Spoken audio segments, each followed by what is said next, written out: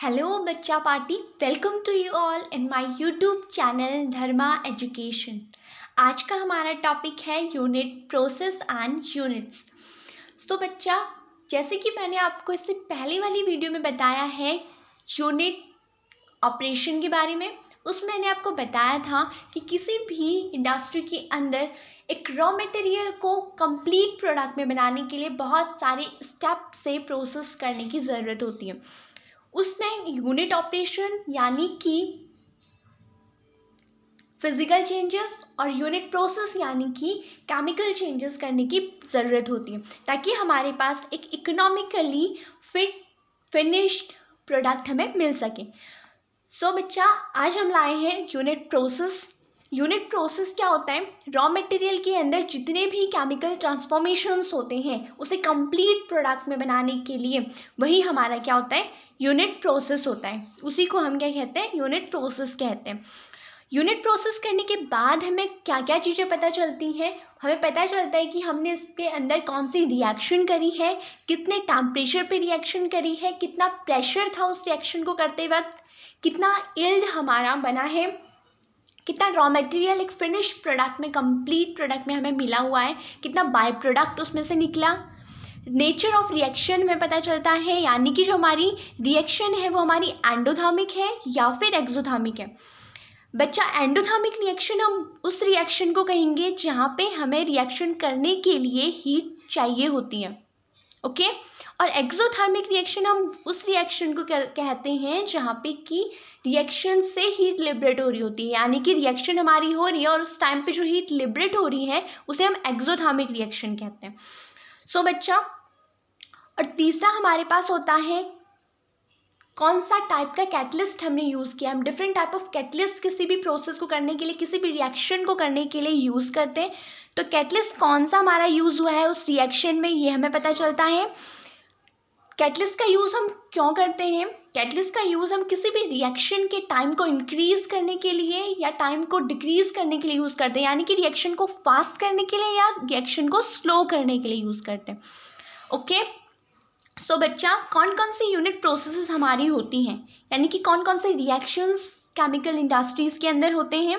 Like sulphonation, polymerisation, oxidation, reduction, hydrogenation, hydration, ammonolysis, chlorination, amination, calcination, cracking, decomposition, fermentation etcetera. इसके अलावा भी बहुत सारी हमारी केमिकल रिएक्शंस जो हैं वो एक इंडस्ट्री के अंदर होती हैं किसी भी रॉ मटेरियल को कंप्लीट प्रोडक्ट में बनाने के लिए। आई होप आपको यूनिट प्रोसेस का टॉपिक समझ में आया होगा। नाउ अब हम बात करेंगे यूनिट्स के बारे में, ओके। यूनिट क्या होती है हमारी? किसी भी फिजिकल क्वांटिटी को मेज़र करने के लिए हम एक स्टैंडर्ड फॉर्म में उसे मेज़र करते हैं। जैसे कि मैंने कहा मैं 10 किलोमीटर चली, तो यहाँ पे जो 10 किलोमीटर है, यहाँ पे जो 10 किलोमीटर है, इस किलोमीटर से मुझे पता चल रहा है कि मैं डिस्टेंस की बात कर रही हूँ। अगर मैं यहाँ पे किलोमीटर को हटा दूँ और यहाँ पे सिर्फ और सिर्फ 10 लिखूँ तो आपको कुछ पता चलेगा? आपको पता चलेगा किस बारे में बात हो रही है? नहीं ना। यानी कि यहाँ पे मुझे पता चल रहा है इस किलोमीटर से कि मैं इतना डिस्टेंस ट्रैवल कर रही हूँ। अगर मैं कहूँ कि 100 डिग्री सेल्सियस, तो डिग्री सेल्सियस से मुझे पता चल रहा है ये टेम्परेचर की बात हो रही है, ओके। सो गाइस, इसी को हम क्या कहते हैं? यूनिट कहते हैं। यानी किसी भी फिजिकल क्वांटिटी को स्टैंडर्ड फॉर्म में लिखना, मेज़र करना, उसी को हम क्या कहते हैं? यूनिट कहते हैं। नाउ जो हमारी फिजिकल क्वांटिटीज़ होती हैं वो दो तरीके से डिवाइड होती हैं। Physical quantity are divided into 2 parts. First है फंडामेंटल या बेस यूनिट और सेकंड है हमारी ड्राइव्ड यूनिट। यानी फंडामेंटल यूनिट को ही हम क्या कहते हैं? बेस यूनिट कहते हैं। अब हम बात करते हैं फंडामेंटल या बेस यूनिट क्या होती है। फंडामेंटल या बेस यूनिट वो यूनिट होती है जो कि किसी अदर यूनिट पे डिपेंड नहीं करती। ड्राइव्ड यूनिट्स वो यूनिट्स होती हैं जो कि डिपेंड करती हैं बेस यूनिट पे, यानी कि वो बेस यूनिट के मल्टीप्लाई से या डिवाइड से निकलती हैं। फॉर एग्जांपल, अगर मैं बात करूं लेंथ की, तो अगर मैं फंडामेंटल या बेस यूनिट की बात करूं तो लेंथ को हम मीटर में मेज़र करते हैं या सेंटीमीटर में मेज़र करते हैं, फीट में मेज़र करते हैं, अकॉर्डिंग टू हम जिस फॉर्म में उसे ले रहे हैं, ओके। मास को हम केजी में मेज़र करते हैं, टाइम को हम सेकंड में मेज़र करते हैं। लेकिन अगर हम ड्राइव्ड यूनिट की बात करें तो मान लो मैंने कहा वेलोसिटी, वेलोसिटी किस चीज़ से बना हुआ है, क्या होता है ये, डिस्टेंस अपॉन टाइम। ओके, क्या होता है, डिस्टेंस अपॉन टाइम होता है।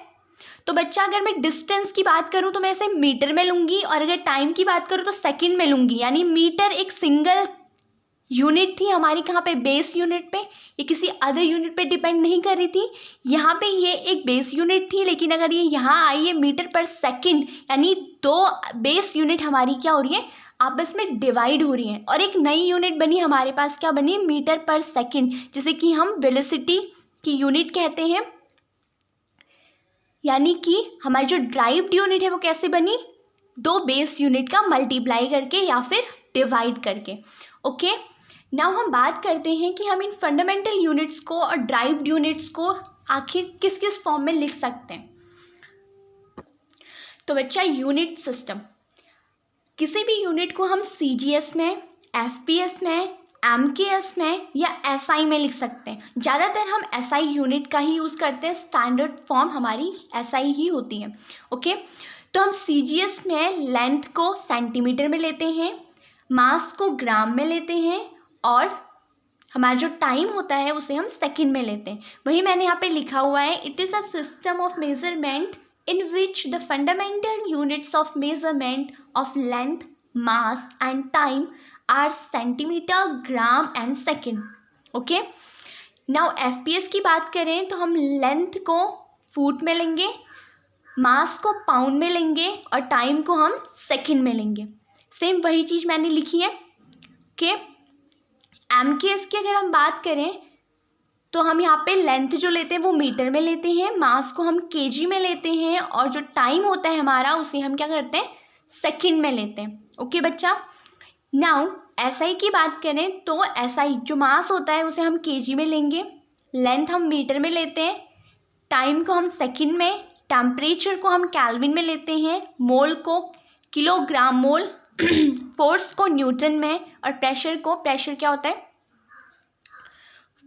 फोर्स पर यूनिट एरिया, तो क्या हो जाएगा, न्यूटन पर मीटर स्क्वायर, जिसे कि हम क्या करते हैं, पास्कल में लेते हैं। ओके बच्चा, आई होप आपको ये लेक्चर समझ में आया होगा। मिलते हैं अपने नेक्स्ट वीडियो में। बाय बाय बच्चा पार्टी, थैंक यू।